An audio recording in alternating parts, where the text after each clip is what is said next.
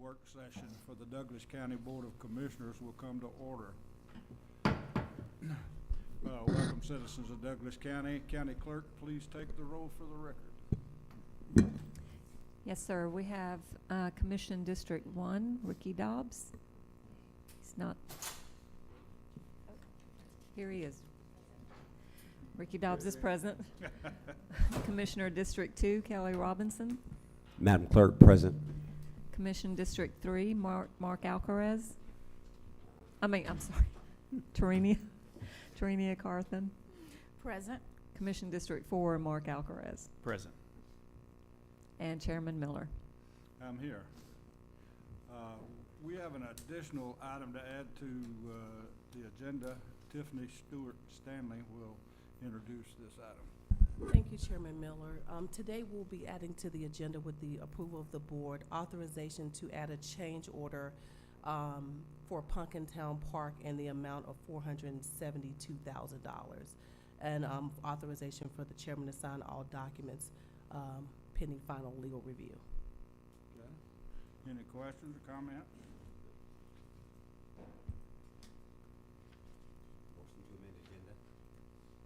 Motion to amend the agenda. Second. All in favor of, raise your hand. All opposed, same. The motion carries. As a reminder, each commissioner will have 3 minutes to make remarks and a 2-minute rebuttal. Clerk, did we have anyone sign up for public comment? Yes, we did, Chairman. We had 3 citizens sign in. Great. The first citizen is, well, before I call your name, I just want to give you a reminder. When you reach the podium, to please restate your name, address, and subject matter. Each speaker will have 3 minutes to address the board. Once you have reached your 3 minutes, please bring your comment to a close. And also, when you approach the podium, please adjust the mic and speak directly into the mic. So our first citizen is Mr. Jack Clower.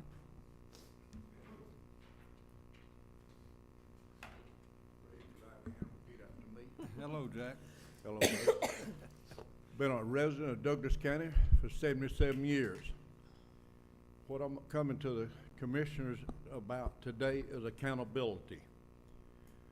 You know, we keep spending money like a bunch of you know what, but you got to slow down and look at your revenue coming in. I'm one of the old people that has the old farm. I'm trying to keep it. This past week, I appealed it to the tax commissioner. They've done a 40% assessment on my property. That's a wake up when you're on a fixed income. And I'm reaching out to the commissioners. We need to do something about this and take over the tax assessor's office and say, why are you just raising a person that's been here all his life, the old home place and all?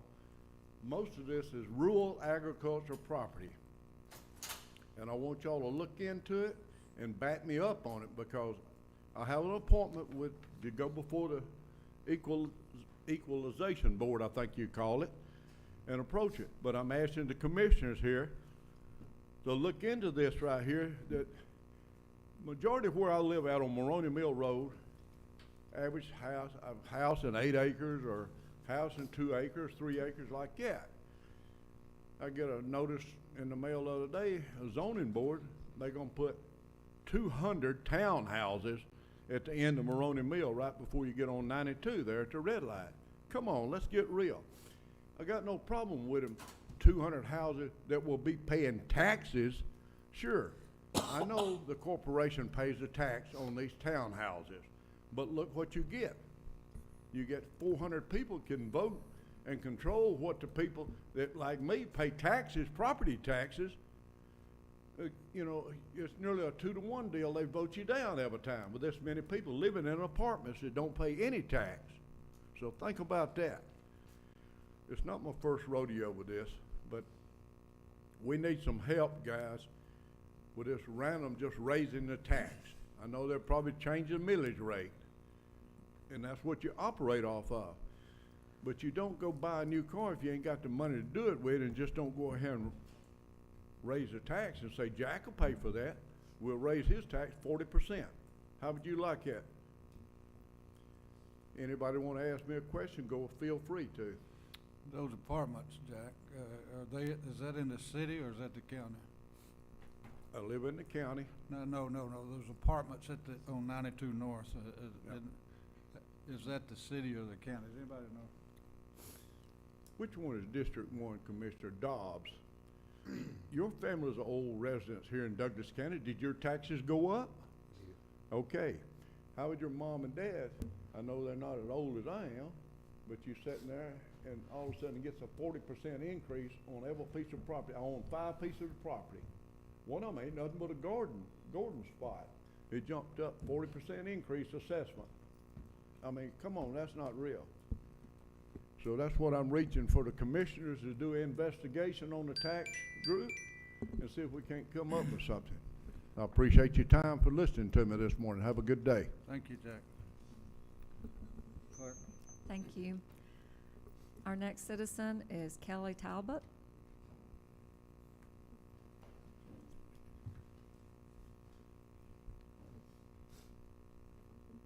Good morning.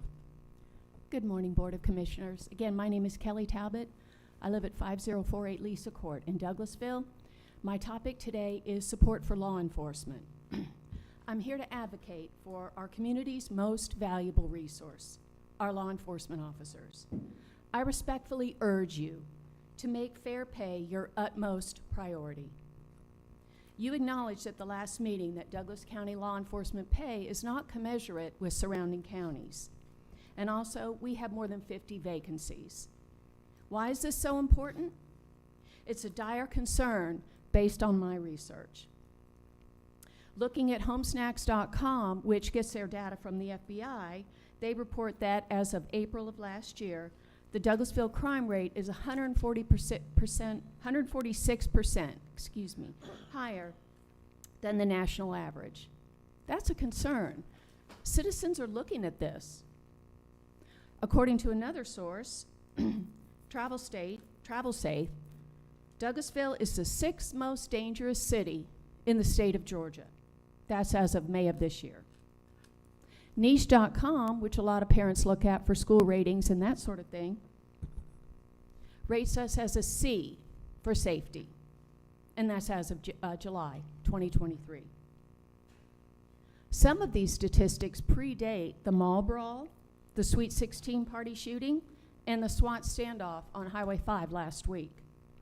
In my opinion, we should immediately budget for a pay increase for all law enforcement officers to be at least commensurate with surrounding counties. Further, we should engage in ongoing and aggressive efforts for recruiting to fill every single vacancy. Focusing on continued development in Douglas County while ignoring this glaring issue is an open invitation to escalating crime and deterioration of the quality of life for everyone in Douglas County. Again, please make law enforcement compensation a top budget priority for Douglas County. Thank you for your time, Commission. Thank you. Thank you. Our next citizen is Ms. Sharon Bachtel.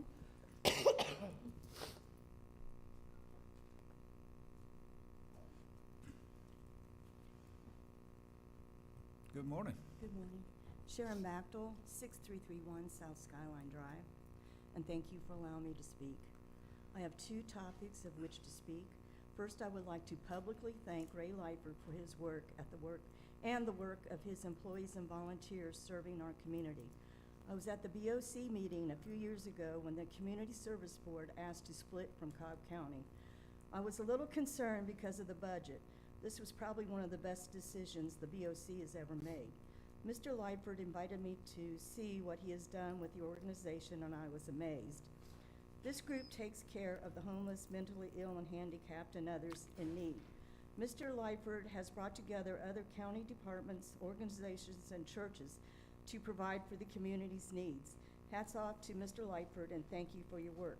This county is blessed to have you. I would next like to speak about the Nicole Hill contract for a redesign of the library. In June of 2021, this BOC voted to give an $87,500 contract to Nicole Hill for a pre-design of the new library. The money for this was taken from 2016 SPOS funds. When the citizens voted for the 2016 SPOS, there was no mention of a library. We did not know about a library until after 2018. Other projects were moved down on the list, on the 2016 list, to accommodate this expenditure. Even though this money came from SPOS, this contract was not bid out. Why not? Why not give everyone a chance at contracts? Is it common practice for the SPOS team to not bid out contracts? We were told the purpose of this pre-design was for advertising. That's a lot of money to spend on advertising. Now the commissioners want to spend another $82,500 for a design of the pre-design, a redesign of the pre-design. Why? Why does a redesign cost the same as the original pre-design? Why should we be spending all of this money on advertising? The citizens already know that a library will be built. It was the only project that we heard discussed before the 2022 SPOS vote. I can think of a lot of cheaper ways to get the community interested and involved. These pre-designs and redesigns are a waste of our tax dollars, especially when we know that a lot more money will be spent for actual designs. I have nothing against the Nicole Hill LLC company. I just think this money could be better spent somewhere else. And I say vote no to this contract. Thank you. Thank you. Anyone else? Is that all, clerk? Oh, yes, yes, sir, that's all.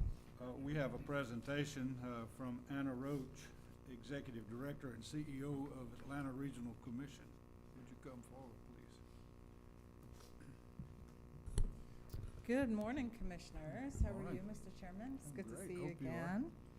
I'm really delighted to be here, and I'd like to thank the Commissioners for giving me the opportunity to speak, not just with you, but with constituents who are here, as well as the viewing public.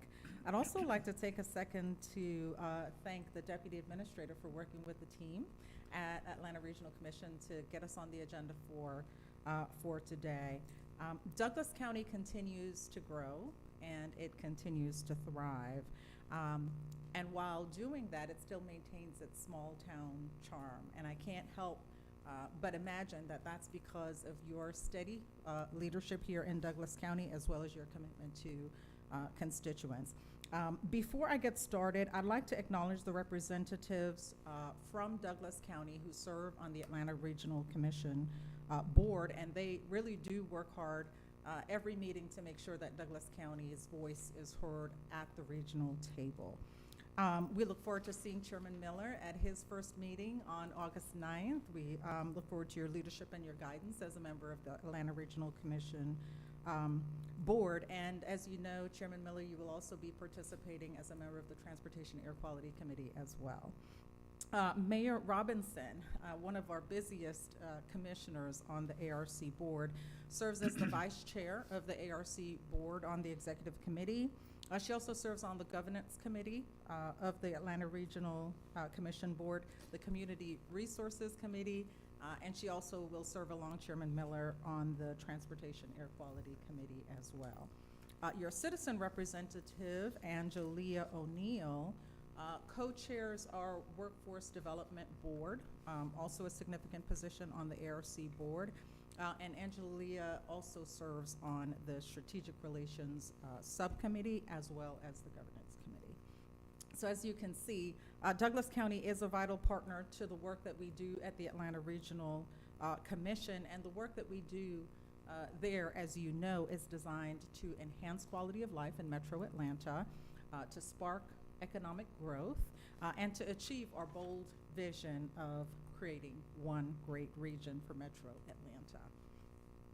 This vision is part of the Atlanta Regional Commission's new strategic framework, which was adopted by the board earlier this year and launched by our staff. And we work every day at the Atlanta Regional Commission to create one great region where everybody has the opportunity to flourish and where economic development and quality of life is second to none. For this discussion, which I'll go into in just a little bit, I'm going to focus on one of the region's most pressing challenges, which is transportation. We're conducting a major update to our long-range transportation plan this year. It's an update that we do once every 4 years to the 30-year plan. So we'll get into that a little bit, but this plan holds a lot of promise, not just for the region, but for Douglas County itself. And it's the reason why I am personally making appearances at our member jurisdictions, because it's not enough that the Atlanta Regional Commission determines what goes into this plan. We have to get your voices. We'd like to hear the input of your constituents as well to make sure that Douglas County is adequately reflected in the plan. So before I do that, I'd like to spend just a moment talking about the Atlanta Regional Commission and our impact here in Douglas County. ARC is one of 12 regional commissions across the state of Georgia. We were established by the Georgia Planning Act, and the principal responsibility of those commissions was to help local governments to develop their comprehensive plans. Well, since that time and over the years, ARC's portfolio of responsibility has grown significantly. It now includes the federal designation and responsibility for regional transportation planning. We also do community development. We have responsibility for aging services, water resources management through the Metropolitan North Georgia Water Planning District, workforce development, and as well as homeland security through the federal UOC program. And with those responsibilities, there are several ways in which we partner with Douglas County to serve the constituents in Douglas County of this region. So I'll talk about a couple of those ways. Last year, we allocated about $27 million in federal and state funding for a wide variety of transportation projects across the county. That funding will actually serve through fiscal year 2025. It includes the widening of Lee Road.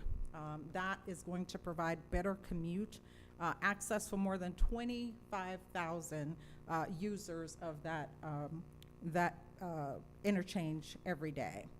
ARC allocated almost $600,000 as well in federal and state funding to Douglas County Senior Services, who's been a great partner to the Atlanta Regional Commission. And as you know, commissioners, if you're dealing with voters, you know that seniors are very, very appreciative of the funding that helps them to get critical services like congregate meals, in-home delivered meals, transportation to and from doctor's visits, grocery stores, and the like. Those resources provide really critical services to seniors, and we're happy to partner with Douglas County Senior Services to be able to deliver those services. And then finally, wanted to highlight that Douglas County has 2 LCI or Livable Centers Initiative studies. One is downtown Douglasville along Highway 92 leading into Douglasville. And to date, ARC has provided more than $18 million in funds to study these areas to build transportation improvement for the constituents in this county. Now, as I mentioned earlier, ARC is currently undergoing a major update to its Metropolitan Transportation Plan. And why this should matter to Douglas County is that ARC's Metropolitan Transportation Plan allocates over $173 billion in transportation funding across Metro Atlanta over the course of our 30-year plan, $173 billion. And we want to make sure that Douglas County has the opportunity to let us know what transportation projects it prioritizes as a part of that long-range planning. We want to make sure that you understand that there's sort of a 3-pronged approach to the allocation of the $173 billion. First, we establish a 30-year long-range plan. And then I mentioned before, every 4 years we update that plan to make sure that our planning assumptions, our population estimates and the like are still holding true. And then the third leg of the stool in terms of implementation is our annual transportation improvement plan.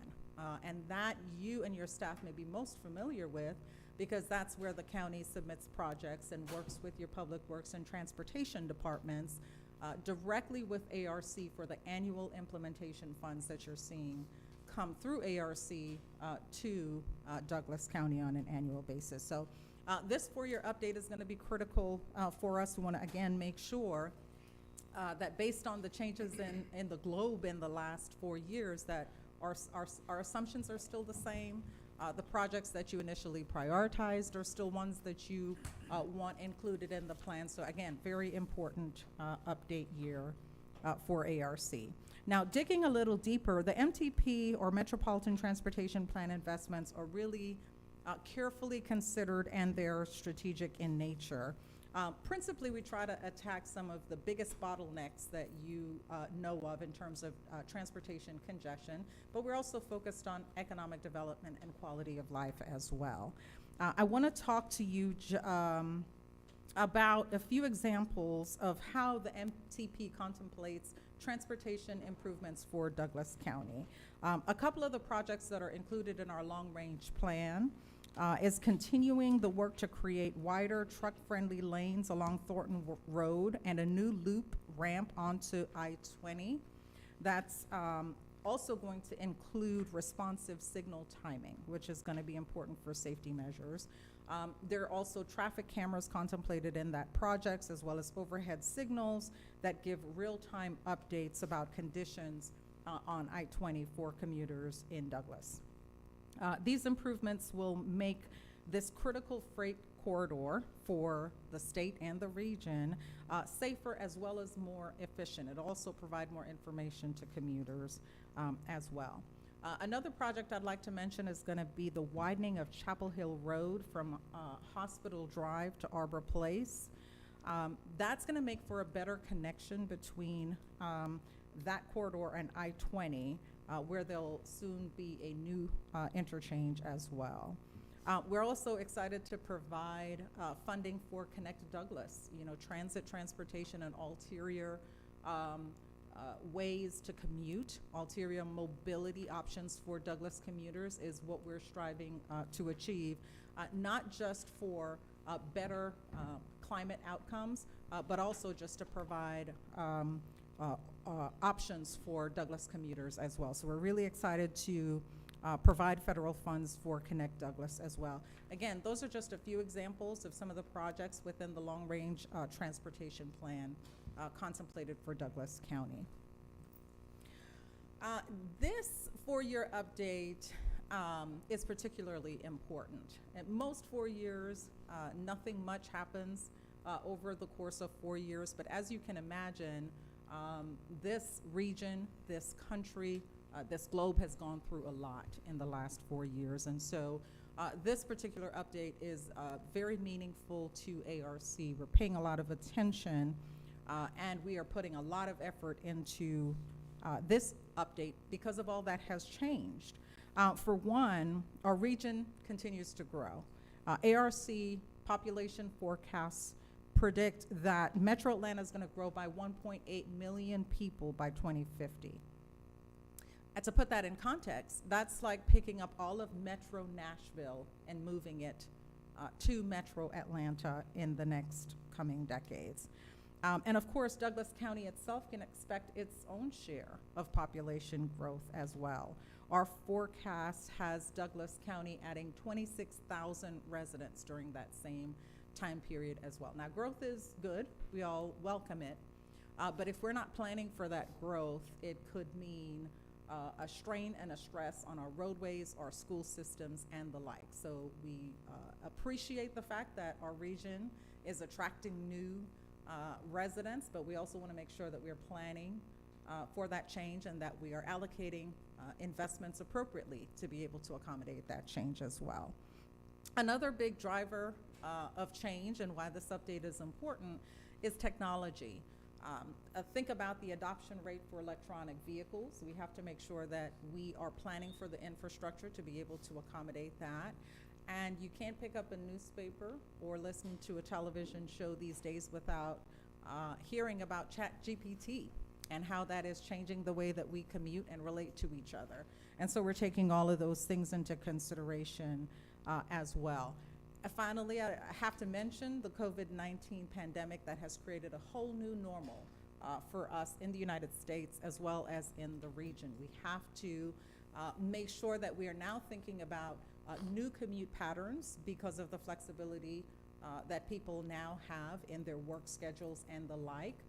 We can't bank on heavy traffic patterns limiting themselves to the 9 a.m., 5 p.m. hour anymore. People have options. They're going to work at different times of day and the like, and so we're paying attention to that information as well.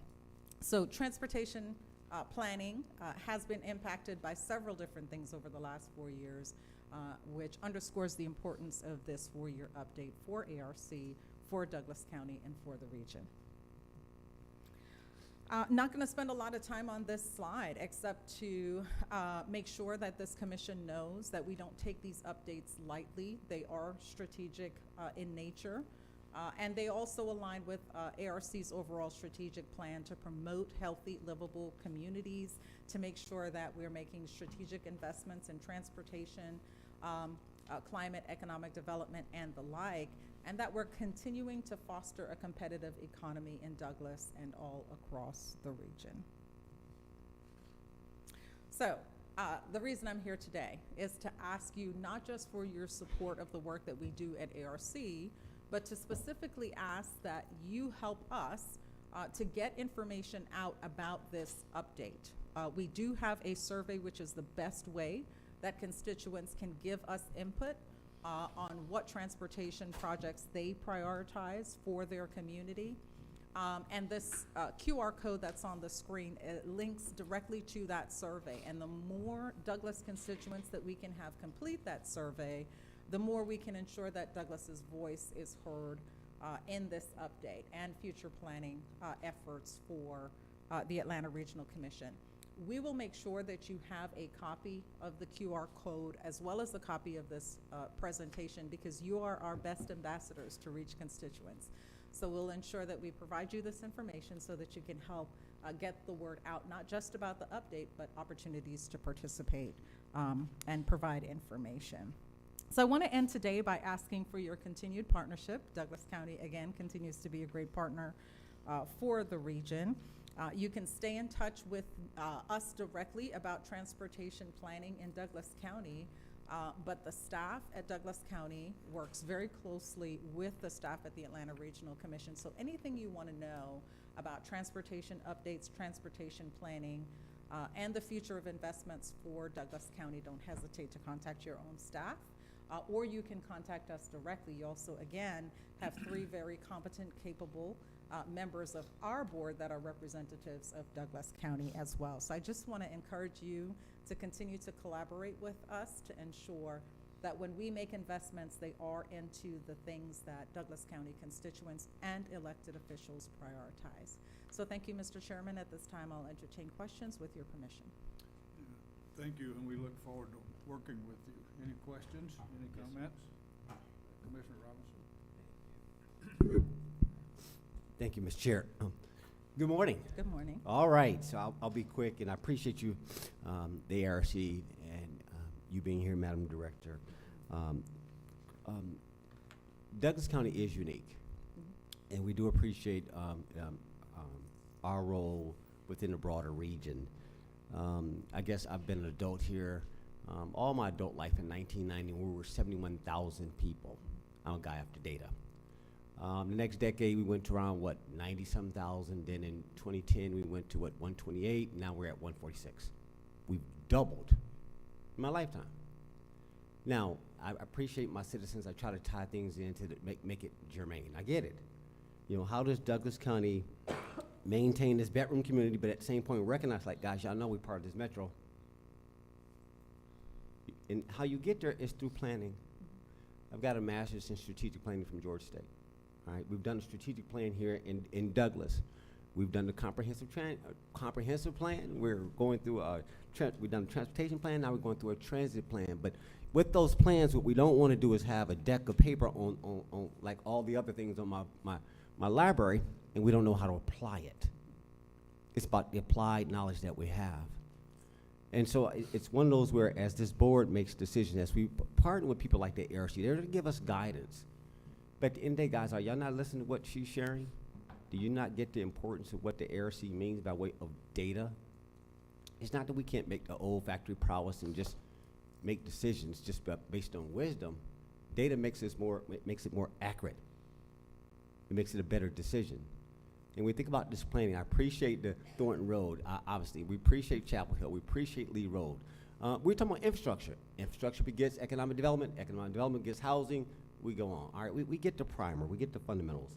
But we need partners like you to help guide us and now how to take that data. Because at the end of the day, the last time you guys said we had $2 billion worth of need for transportation. We had $773 million out of that we got to put up, independent of what y'all going to help us get. Now, how are we going to do that? We only do about $100 million per SPLOST per year. That would take me a long time to move our county along. And it's something that we need to, I mean, at least with a generation. It's about setting expectations. It's about prioritization. I think that's so key, that the public works with us. Our community tends to be very active. We vote.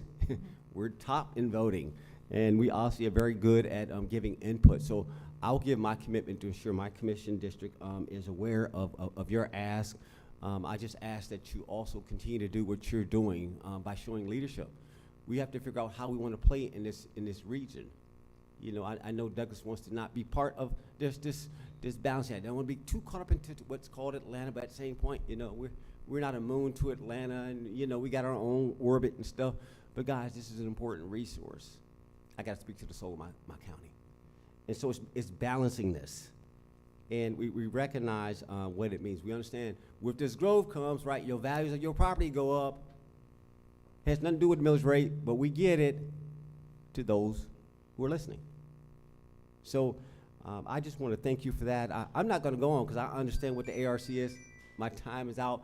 I ask one thing. Can you make sure that we get where you guys have your data for the ARC? Like, don't you guys have a website that has data, historical data for the region and stuff? It does. That website, Commissioner, thank you for mentioning it. It is Neighborhood Nexus, and we can get you the link to Neighborhood Nexus. It has district level data if needed. Yes. And we have probably about 30% of the work that we do at ARC is based in research and analytics, and they represent a huge component of our workforce as well. It's critical that we have data-informed planning that happens at the Atlanta Regional Commission, so the work that they do is very extensive. The last thing I want to say about that is that they are a resource to you. Our member communities are the ones that fund ARC. So these resources are available to you as district commissioners, as a board, whatever it is that you would like to get in the way of information about your districts. We're happy to sit with you and provide as well. Thank you for that. Madam ACA, make sure the full board gets that information, please. Yes. Thank you, Mr. Chair. Thank you. Any other comments? Okay. Thank you. I appreciate you showing up today and certainly enlightening us on what we can do together. Sure thing. Thank you, Mr. Chairman. Thank you, Commissioners. Next on the agenda is the meeting minutes. Commissioners, please review the minutes before tomorrow's meeting. County Clerk, or County Administrator, do you have any business to come before the board? No, sir. We will now begin on our agenda items. Clerk, please please begin with the first agenda item. Yes, sir. I will start with the agenda item that we added this morning, if that's okay. Okay. Approval of a change order for Punkintown Park in the amount of $472,000. Authorize the chairman to sign all related documents pending final legal review. Mr. Gary Dukes. Good morning, Commissioners, Morning. Chairman. As most of you know by now, once we started construction of Punkintown Park, we encountered rock at the site. So we rented a rock hammer. The contractor used it for multiple weeks, and we did take the rock down about 3 feet. Once we got down about 3 feet, we encountered granite, which we could not go any lower. So at that point, we had to stop, get with a civil engineer, and recalculate how we were going to balance the site. After he did his calculations, it was determined that we needed about 8,000 cubic yards of dirt to be brought in. That's about 800 truckloads, if you will. So that's what we're asking today, to be able to have the dirt brought in from a site down at the preserve, and they've graciously giving us the dirt for free. So we're not having to pay for the dirt. But the change order will require about, like I said, 800 yards of dirt to be trucked in. That requires the trucks, the drivers, the fuel, equipment at the site where we're getting the dirt, and equipment, of course, at the park to make sure the dirt is spread properly and elevations are met. So that's our ask this morning. That's I'm not an That's a good one. excuse me, I'm not an engineer, but that's about as well as I can put it to you. Any questions or comments? Vice Chair Parker? Thank you. First off, this is a huge ask, so Yes. I just want the public to know. When I heard it, I was like, but at the end of the day, we committed to ensure that we would get a park, that it would be a passive park, that it would be done to the specifications that every citizen within Douglas County could use it. We just had the bridge put in. Yes. I think it was last week or week before last. Week before last. It is absolutely amazing. It's beautiful. It's serene. It's pristine. Douglas County only does it the right way. I only have my director probably for another few months, right? So he's getting all the projects together as best he can, especially with his knowledge and expertise. I thank you, Mr. Dukes, for what you've done for Douglas County. I look forward to what you will continue to do, and who's coming behind you. Well, they got big shoes to fill, but I appreciate what you continue to do and how you continue to keep us informed about our parks and rec. This is probably the first park in almost a decade since Boundary Waters that we've actually did from nuts to bolts. Yes. Yeah. So that just lets you know, and there are probably other things that we need to do, especially within the SPLOST that's upcoming. So I would ask the board to kindly consider this request to finish out Punkintown Park, which should be finished because I believe this would be the last change order. Is that correct? Yes. Director Dukes? Should be, yes. And we hope to have this, if it is approved, we hope to have this completed, the dirt portion, in about 2 weeks. Okay. To get it done and try to wrap up the entire project by December. By December. Thank you. This has been a labor of love that I took from my predecessor, who wanted to see this completed, and so did I, and so did a lot of constituents that I talked to. So I'm hopeful that the board will consider this, and we can move forward with Punkintown Park. Thank you, and I yield, Chairman. Thank you. Any other comments? Chairman, Commissioner Alvarez. Mr. Dukes, if you could, just because I know there's going to be questions, why are we having to bring in all this dirt? Can you explain as to where the location is that we're going to need all this backfill to be done? They hit most of the rock in the roadway that comes in and the parking lot. That's where most of the rock was, and they couldn't go any lower. We also hit it on the bridge site, but we were able to get it down low enough that the bridge went in as expected. But the roadway and the parking lot. Okay. And I know they're going to take all the, I guess, best business practices they can to protect and make sure there's no runoff that gets down towards the creek area. Just Correct. Just reassuring that to our citizens, because I know that there's some concerns out there. The road. I mean, that's part of the reason we need the soil, to make sure the slopes, the banks are sloped properly, so that we can control the runoff. Okay. All right. Now yield, Chairman. Any more comments? This 470,000, is this SPLOST money or is this general fund money? Fund balance. Fund balance?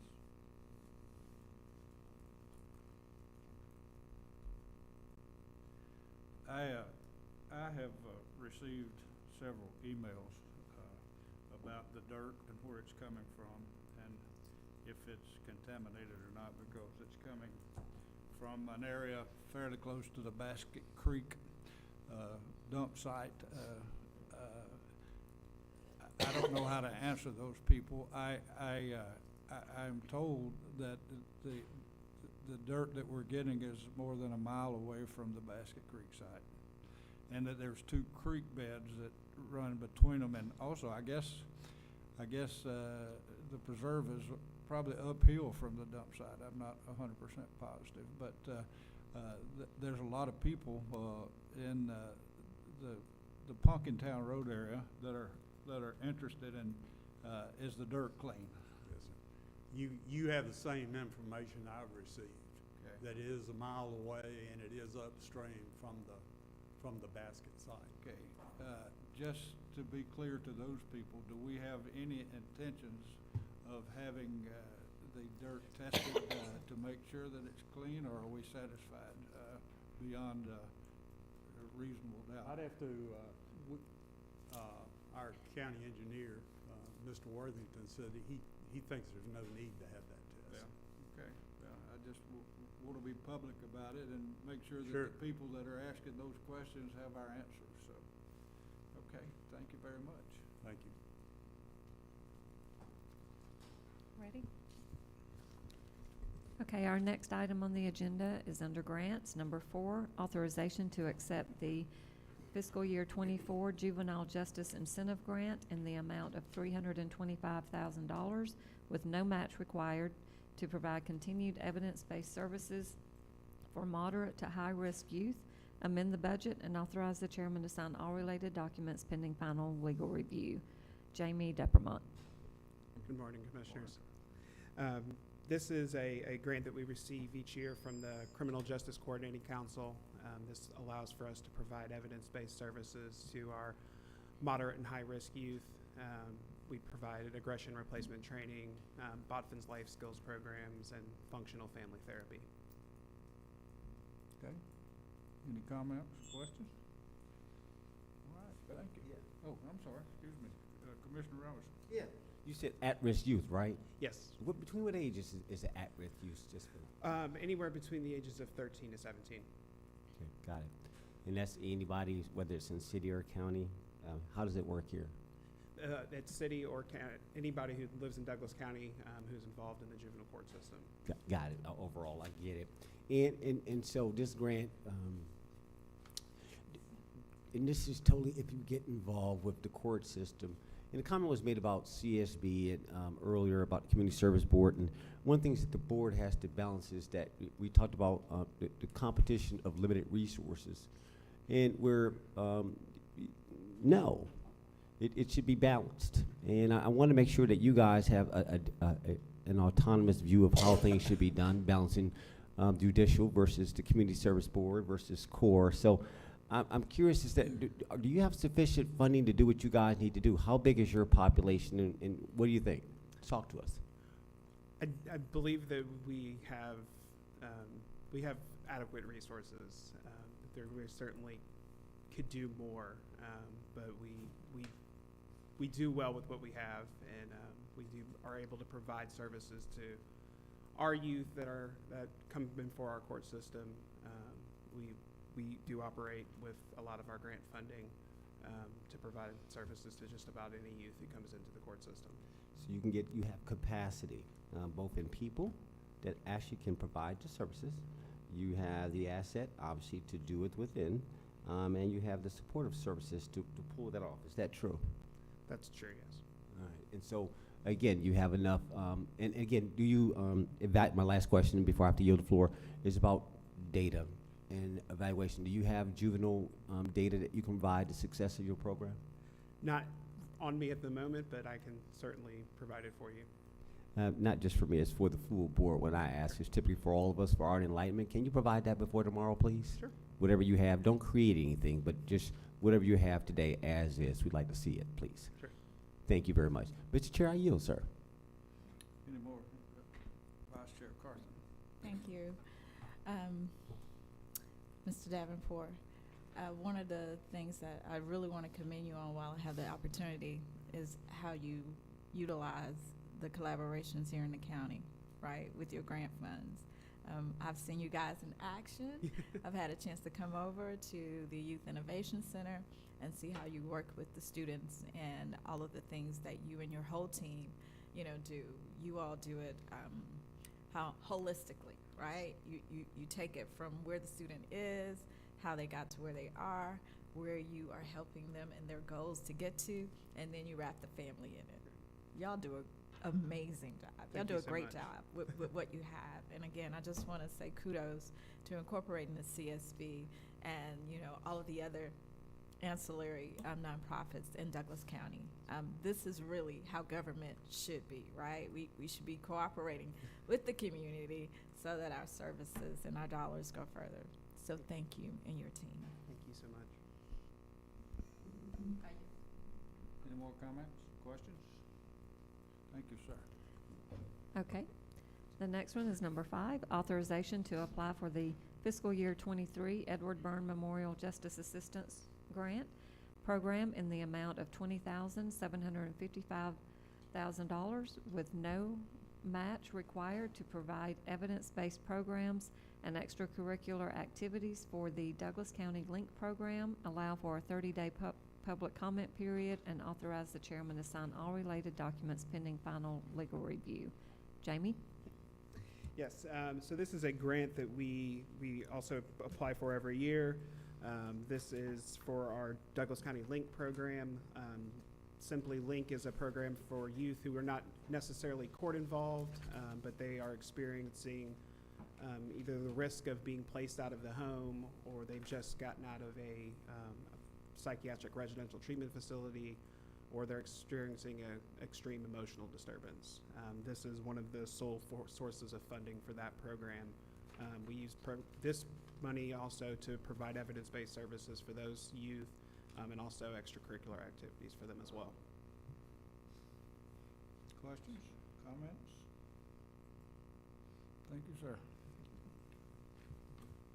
Okay. Next. Number 6, authorization to accept the U.S. Small Business Administration Grant for Douglas County Community Business Incubator in the amount of $500,000 with no match required. Amend the budget and authorize the chairman to sign all related documents pending final legal review. Tiffany Stewart Stanley. Thank you. Good morning, Mr. Chairman, Board of Commissioners. The item before you today, we are asking to accept a $500,000 grant that we got from the Small Business Administration. We worked with our congressional partners to secure this funding. One of the goals that directives we were given by the Board of Commissioners was to leverage the current funding that we've received through ARPA and different sources to get more funding. And so we were able to do that. What this funding will do, it will allow for us to create a small business incubator for the county citizens. This would be a 2-year program that we're looking to start in January of 2024. What this funding will do, we will use a small business incubator for Douglas County citizens. This will be designed to improve the understanding of entrepreneurial basics that may form barriers for people who want to start businesses in our community. We will increase in-person and virtual access to entrepreneurial learning and assistance and make the additional community resources available to our citizens. When I wrote this, I proposed this as a partnership with the University of West Georgia, and we will work with them to create this program. But for today, we need authorization to go ahead and accept the funding from the Small Business Administration to get the program moving. Thank you. And I'll yield for questions. Any questions, comments? Thank you. Thank you. By the way, folks, she's the real deal. We're really proud of you, Tiffany.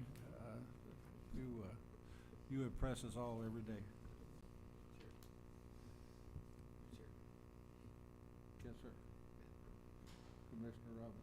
Yeah, good. Sorry. Real quick, to that point, I do want to acknowledge Tiffany Stewart Stanley, who was appointed to the National Association of County Officials Board of Directors last week when we were in Austin, Texas. So I do want to, again, back to the chairman's point, leadership, real leadership. We talk about commissioners nationwide. She sits on that board. We all are familiar with ACCG, which is state commissioners statewide. She's national, so we do appreciate her capacity to be able to, at any level, whether it's federal, state, or local, we have an asset in the gym with that. Thank you. Real quick question on this program. So this $500,000 is without a match, right? Oh, she left. My bad. Sorry. Yes, that's correct. There is no match. No match, and this is Congressman Scott, 13th District, to help facilitate this, and this is a one-time, though. Yes, it's a one-time match. And yeah. do we have a One time period in which we must spend this money? So our goal is to start January of 2024 and complete this by the end of 2025 is the goal. All right, so So- you'll have a program and initiative done within the next 6 months to launch Yes. in January. Yes. Got it. That's all I needed. Thank you, ma'am. Thank you, Mr. Chair. Next. Okay. We'll now go to business items. Number 7, authorization for the chairman to execute a criminal coordinating justice council grant-funded employee contract for Monica Jimenez Fiera as juvenile programs mental health case manager for the juvenile chance court pending final legal review. And I apologize if I messed that name up. Thank you, Commissioners. And this is actually coming out of our Bureau of Justice Assistance grant funding for an intake case manager. This position is going to allow for us to expedite our admissions into chance court. This position will be able to screen and assess our new participants, which will allow for them to get involved in services even more quickly than they normally would. Questions, comments? Yes. Vice Chair? I just have a comment. First off, I'm hopeful that this will pass tomorrow. I have to give kudos and shout outs to Monica. She is my intern for this summer, but she interned for the Board of Commissioners last summer, and I just saw how excellent she was with the citizens, everything we asked. Although she was not my intern last year, she showed up at programs that I did. She helped out. She is just a tremendous asset. She will be to your organization. So kudos to you all. I know y'all went through the whole process, and I'm just happy to know that she was chosen. She's right here from Douglas County. She'll be getting her master's from West Georgia. Just an asset to the county. So I just want to say first, thank you to the Board of Commissioners for the internship program that you all have did for the last several years, and this is the result of that, right? Homegrown talent that can come back into the community, that understands the culture, understands the need, and then will put their skills to work for us. Yes, we believe she's going to be a great asset to us. She will be. I'm pretty sure of it. So thank you, and I yield, Chairman. Thank you. Any other comments? All right, thank you. Okay, next is number 8, authorization for the chairman to execute a criminal coordinating justice council grant-funded employee contract for Leanne Harbison as chance court youth peer specialist pending final legal review. Jamie. Yes, and this one is also coming out of our Bureau of Justice Assistance funding. This position is for a peer support specialist. This is going to be a vital role within our Chance Court program because the ability to provide a lived experience caseworker to work with our youth will be vital in their success in this process and in life going forward. Peer support is a growing trend amongst treatment courts nationwide, and I can say that our department has sort of been at the forefront of that. We've had a peer support in our family treatment court for almost a decade now, and I can tell you that role is vital to the success of our programs. Comment? Yes. Commissioner Robinson? Thank you, Mr. Chair. No, thank you. I'm going to tie these in. I appreciate you being here. I guess you're the spotlight. Again, in our NACO conference, and one of the things I went to was obviously beyond transportation, economic development, you think in housing you thought I would go to. I also went to mental health. And to my delight, Kevin Tanner, the commissioner of DBHDD, as well as another gentleman, oh God, I forgot his name, Ken Oliver, were the guest speakers from Georgia. I was excited, like, oh wow, look who's on the panel. And and I'm talking high level. These guys were there doing what they were doing. Again, I'm just there, go Georgia, in light of that.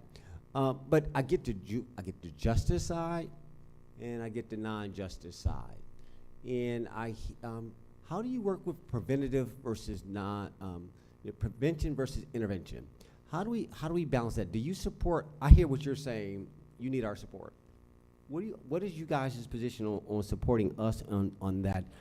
Prevention is necessary to avoid even getting to the judges. Can you talk to us about that? Yes, prevention is key, and we have some preventative services at our disposal. We do have the ability to work with families who are not yet charged in the juvenile justice system, but I do believe we can do more in the prevention field, and I do believe prevention is vital to be able to provide services, especially mental health services, prior to justice involvement leads to better outcomes.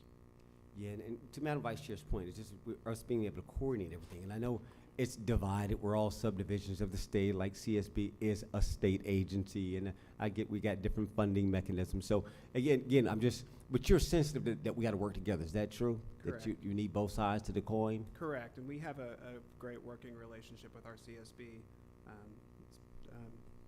Ms. Carthen said that we already provide some of our programming out of the Youth Innovation Center, and they are part of our multidisciplinary team who works with our Chance Court program, and some of our other multidisciplinary teams in the office as well. No, I appreciate it. Again, I would just want to make sure when we talk about appropriations that there's a good balance, it's equitable. County Administrator, can you make a note, just make sure we take a look at that during the budget process, not necessarily during the retreat, regarding making sure that there's adequate balance regarding funding in certain programs. Yes, sir. I appreciate you. Thank you, Mr. Chair. Thank you. Any more comments or questions? How long is this grant for? This grant is scheduled to end in September of 2024. There's always a possibility that we haven't expended all grant funds and we can do extensions, but it's scheduled at this point to end in September of 2024. Okay, and then the county would have to pick up our salary, is that right? Yes. What's the salary, I believe they're $40,000 for each, including benefits. Okay, thank you.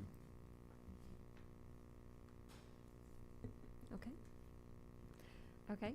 Number 9 is adoption of the 2024 through 2026 Disadvantaged Business Enterprise Goal and authorize the chairman to sign all related documents pending final legal review. Ron Roberts. Morning, Chairman, Commissioners, citizens, staff. I hope everybody had a good weekend.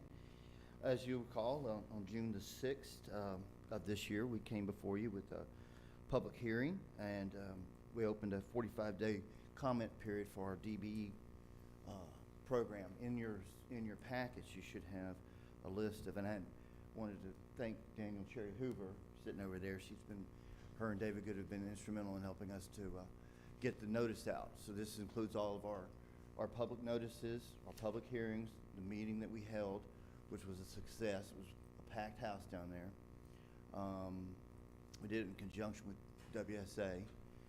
A lot of people, and also we had representatives there to help people to actually apply for DBE. So we had a little training class for them as well. As you know, we're under kind of a different regulations. Ours comes from FTA. It's 49 CFR Part 26. It includes the holding of the public hearing. It includes all these outreach efforts, which are documented, and then we put these into a file for our next year's triennial when they come to audit our program. Also, not here today, but Janet Willis is our compliance officer, and she has been very, very helpful. It's kind of her bailiwick is DBE, so she's very, very good at this. So that's in your packet. Plus, we have the aforementioned goal. The ask today, Chairman, is that this 2024 to 2026 goals, which we have set as we anticipate about $2.7 million in projects over the next 3 years, with federal assistance of $1.7 million, and includes a 50% match of operating funds and 80% match for capital funds. Our anticipated goal for those projects is 2.63. The reason being, as we've discussed, we're replacing a lot of vehicles, we're buying software, and these are just traditionally not things that require a lot of DBE participation. So, and we want to get really close. There's a formula that Janet uses to to actually get that number, because if you fall short of it, then there's a requirement to do this shortfall analysis, and just really want to avoid that. So this is what's before you today, and if there's any questions, welcome. Comments, questions? Vice Chair Carthen. So, I noticed what the outcome was, but I noticed that we are not scaling ours downward. We're going to continue at the 2% for our goal. So we went down from our last time. Our goal, our DBE goal last time was. I think it was. This is 2.63. It was like, I think it was right at 2 the previous years. It said the resulted minimal DBE participation for subcontracted work and construction-related work areas and yielded 8.9 DBE participation. Okay. Yes, ma'am, that's correct. And the reason for that, I appreciate you. So many things going on, but yes, you're right. That was during the construction of in 2019 the new wing. So there was a lot of opportunity for DBE participation during that time. Okay. And so over the last 4 years, we averaged 1%. Yes, ma'am. And the reason for that, if I may, is when I went down there April 1st of last year, there were no projects going.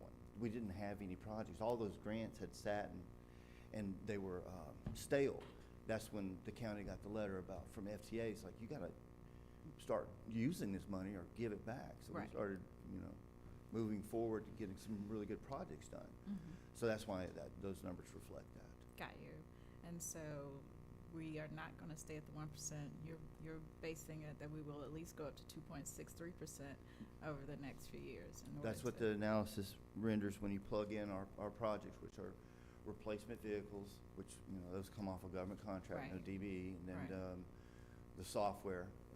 There's no DBE. We did try to find a DB to handle maybe the third-party operations for when we go out RFP, but there's nobody that we have found that does that. It's an exciting niche market for somebody out there. But that was a really good search we did trying to find that as well. Got you. And then you just had the DBE workshop to get people certified. Yes, ma'am. That was held at the MMTC, packed house. Danielle was there. Everybody was there. We had a lot of people. We also had cross done that with WSA. Okay. So they had a rep out there, and they had a lot of projects. But, and I can't remember, the individual that spoke at the February DBE presentation that Commissioner Robinson did, Mm-hmm. he was there to help people sign up. Okay. So even after the meeting was over, we didn't get a lot of comments or anything like that, but they really wanted to stay and go through those forms with that gentleman. Okay. And they did. They stayed for a couple hours, and he walked them through the applications. So it kind of goes back to our previous request for the $500,000 for entrepreneurship and small business administration grant, right? What we're trying to do is increase the number of small businesses, the number of diverse for disadvantaged business enterprises. And the only way we can do that, right, is by doing these type of studies, ensuring that we have those who Yes. are qualified to participate. So there's a reason why I'm going down this line of I got questioning. you. Okay. I got you. So that we can ensure that the money that we're going to spend, because we're going to spend it anyway, Mhm. right, comes back to those who are already sitting right here in the county, who already have businesses, right? You're paying into the tax base. You are already here. Hey, we want to show you that government is open to do business with you, right? Mhm. And we'll even help certify you to get you in the door. So that's why I'm a stickler about these types of participations, data points. What are we doing to increase it? Because the people are here. We just have to let them know that we're willing and that we're willing to help you. So that's why I'm thankful for you. I'm thankful for Ms. Cherry. I'm thankful for the collaborative firm for ensuring that we always are in the forefront of doing things to ensure that the population that's here in Douglas County has a chance to do business and grow their businesses. Because that helps us. Economic development begets other things in the county. So Well spoken, Commissioner. thank you. I yield, Chairman. Any other comments, questions? Okay, thank you. I'm sorry. Did you, yes, sir. Commissioner Robinson. No, definitely well spoken, Madam Vice Chair. You know, I'm going to just dovetail on the DBE, the 2%. Then again, I look at constructions in the state of Georgia for minority participation is what? Less than 2%. That's a lot of money. We spent, how much we spend on, what they say, oh God, what McMurray just got, what, $100,000 raise, Commissioner McMurray, he makes $547,000. I'm good with that. But what is it, he's got what, a 20-something, 40-something thousand $1 billion budget. This is important. Got it. But out of all that money, less than 2% participation, it's exclusion. But how do you close that gap? It's through education. It's through literacy. It's both, you know, it's the fundamentals, as I always say. So I don't believe in cliches and stuff like, okay, here's a model, here's a construct, here's how to get here. This is important. I'm not going to solve it in my lifetime per se. You won't solve it in my term. But you will, we got to move. So this is to the citizens. While we create these, you have to participate. Good job, Danielle. Good job, David Good. Ron, all you guys. Yes, thank you. But the citizens, it's not just us talking to ourselves and stroking ourselves like, look at our program. Okay, but it's the citizens partaking of it. And so that's important. So my message is really to the citizens that may be watching this. They're like, all right now. All right, there's windows of time. There's what I call windows of time. You're not guaranteed tomorrow. And you've got to move. I mean, every 2 weeks, the board is awarding contracts. Every year, the ARC, every year. And you get further and further behind, or you just miss opportunities. You stay in your same position.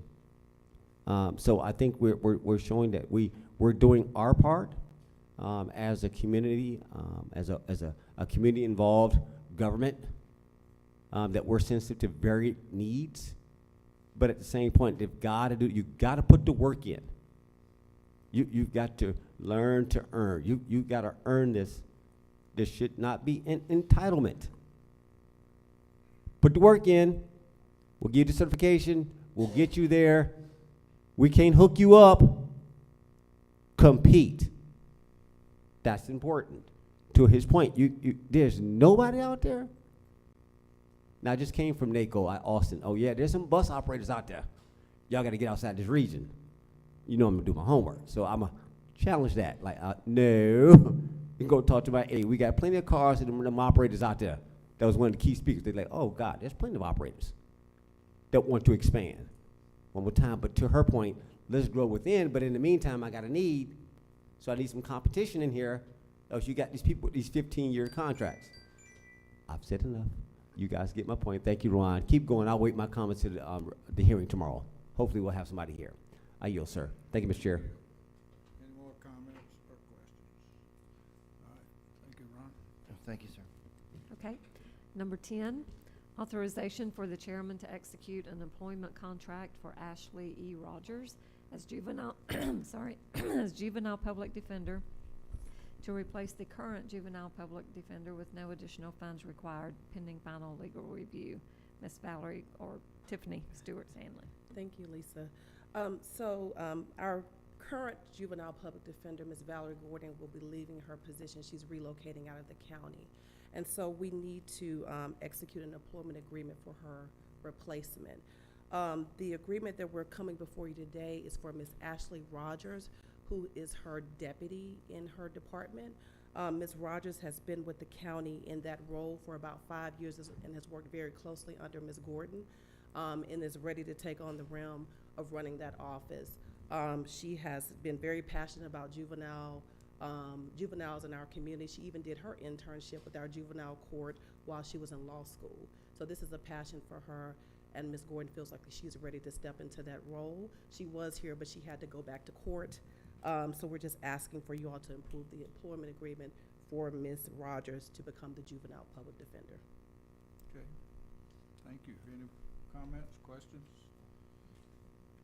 None? Thank you. Clerk? Okay.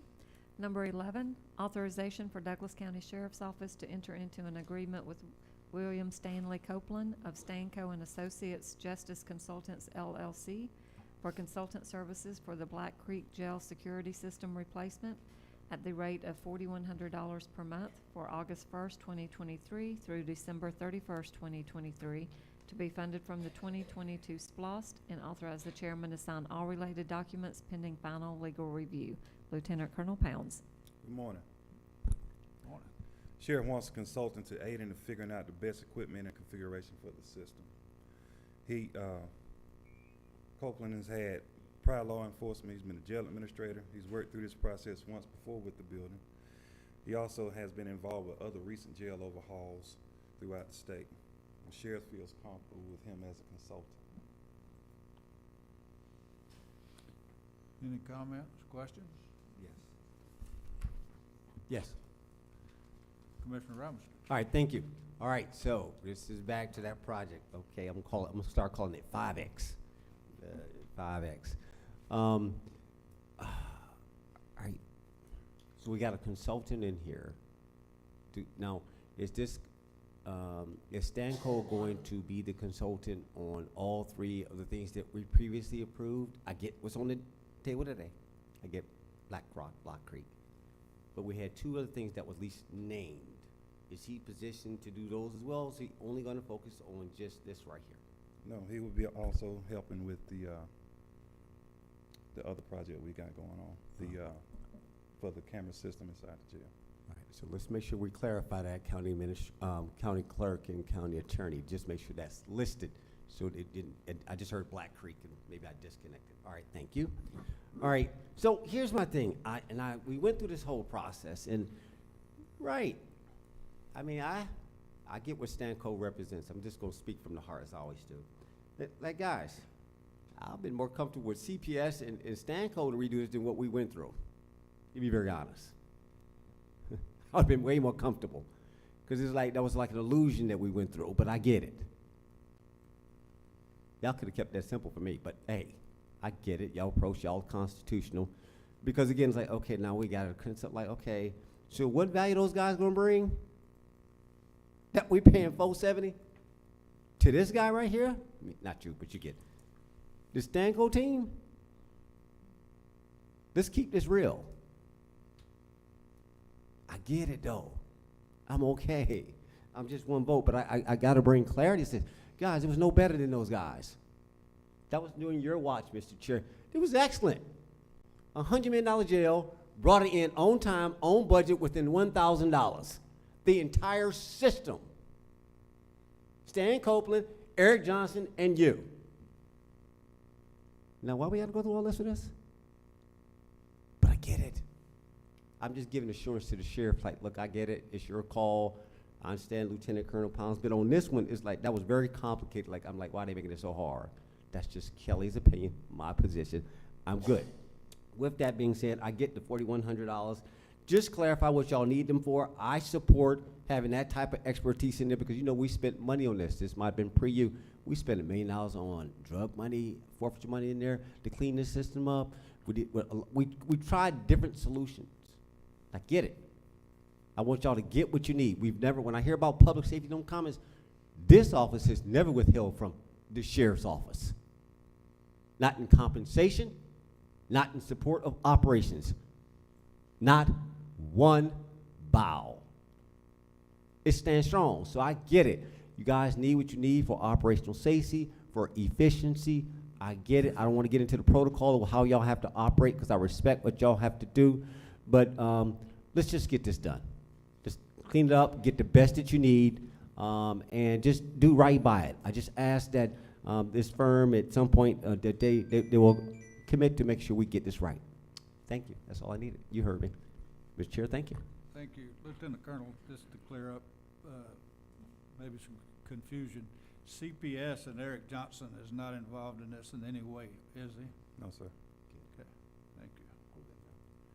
All right, any more comments? Mr. Madam Chairman. Vice Chair. Oops, I'm sorry. I'm Go ahead, sorry. I'm sorry, Madam Vice Chair. Okay, thank you. My question to you, Lieutenant Colonel Pounds, is the Stanco will go hand in hand with the golf contract? Yes.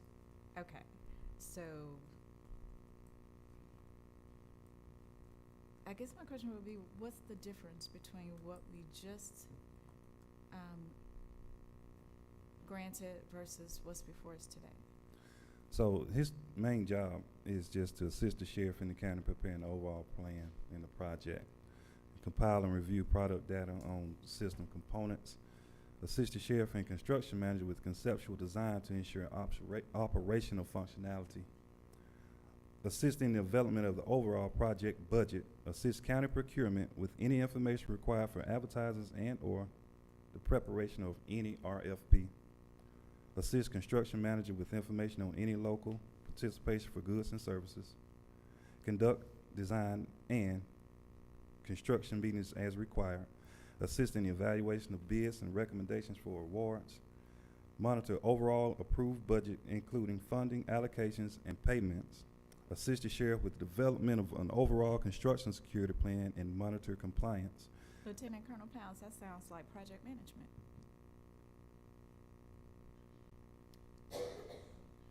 Let me step in. So Okay. basically, your construction manager is going to... State your name for the... It's Kenneth Connor, Chief Deputy. So the construction manager is the overall. They're going to Lead the decide, they're project. going to say, okay, a camera needs to be here, the camera needs to be there, and oversee the construction of all of it. The Stanco is going to, they're going to evaluate the camera systems, the software, say a Vigilon cameras versus another brand camera. They're going to do the research on them and determine what would be best for the county, as for the sheriff, and then relay that back to the construction manager. This is what the sheriff's office wants, this particular type of software, this particular company. There's lots of interchanging parts. They're gonna oversee the construction and it being installed, but it's up to us to determine which actual cameras and other components that goes in it. And we need a consultant to guide us, because Stanco's the biggest project recently was the Cobb County Jail, where they took out the Black Creek system, and there was a lot of issues that they had to deal with, and he has firsthand knowledge of that. He was working with CPS at that time. However, this, like the commission chair said, is not related to CPS. It's Stanco and Associates. Okay, so basically, from what I'm understanding, is Stanco is going to be there to advise the sheriff, not necessarily to get involved with the golf contract. He's strictly there to ensure that the sheriff understands or picks the right equipment, that the vendor comes back and says, hey, you guys should utilize this. Is that what I'm hearing? He's going to report back to the golf company of what the sheriff desires to be inside the jail. He's, the golf will say, this is what you need, and will determine what precisely the equipment now that goes in. Okay, I think I get what you're saying. So he's the one that's basically gonna hold the sheriff's hand just to make sure that everything goes smoothly. That's the what sheriff you're, has no okay. experience in. I get it, right. I have no experience either, so I would want somebody that I can rely on, that's gonna tell me the truth. So yeah, I get it. All right, I yield. Thank you. Mr. Coleman. Yes, sir, Mr. Chairman. At the end of '21, when the board adopted the procurement policy for professional services, it wisely built in the ability for the board to waive compliance with that procurement policy for professional services. There are any number of reasons why you might want to do that. Expertise, experience on a particular project, any number of reasons. It would be my recommendation that the minutes reflect that we are waiving compliance when we do so. That'd be an affirmative waiver of compliance with procurement, and it, like as I said, for any number of reasons there. Okay. Make me understand that. Okay. So the procurement policy that was adopted by the board requires professional services at different price points to have different types of procurement. Right. If you're not going to do that, you have the right to waive that. process. And there are any number of good reasons that you would want to waive that process. And I think that you have to affirmatively, or you should affirmatively waive that process. The minutes simply state waiving compliance with procurement policy. Is that what you're advising us to do? Yes, it is, sir. Okay, thank you. Thank you. Vice Chair? I think that's good, because just like Lieutenant Colonel Powell said, that this person is already familiar with the system. He just did it for Cobb County. So that makes sense for us to waive it, because he's already knowledgeable of it. For us to put this back out, it would be a whole different process. So I'm with you there. I agree. This is professional services, and he's familiar with the project. So that I agree with. My only question to you all is, where is the $4,100 coming from per month? Is it coming out of sheriff's budget? Is it coming out of SPLOS? Where is it coming from? Coming out of SPLOS. It's coming out of SPLOS. County Administrator, is that? That's correct. That's correct. Okay. So this will go against the percentage for the safety That of had the been SPLOS? allocated to public safety, specifically that portion that will be allocated to the sheriff's office. Okay, so it'll be coming out of the public safety bucket, Yes. which is what percentage?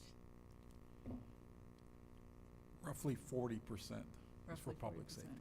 Okay, so this goes against that, and I think my colleague from the 4th District has already informed me of how that will be split up between the public safety entities within that bucket. So I'm good with that. Are you? Thank you. Yeah, okay, so thank you, Madam Vice Chair, to that point. And you guys have answered, as a public safety committee, then you guys have solved that bucket. Good, I look forward to hearing how y'all gonna divide up that. Yeah, professional services, no, I get it. We hear commentary about professional services, but we're mature. And there are consultants and experts out there to get stuff done. Right? In this case, this was an interesting exercise because you have normal executive administration, the Tanya Amons one-on-one, and you got constitutional officers. That always strikes a how do we balance this?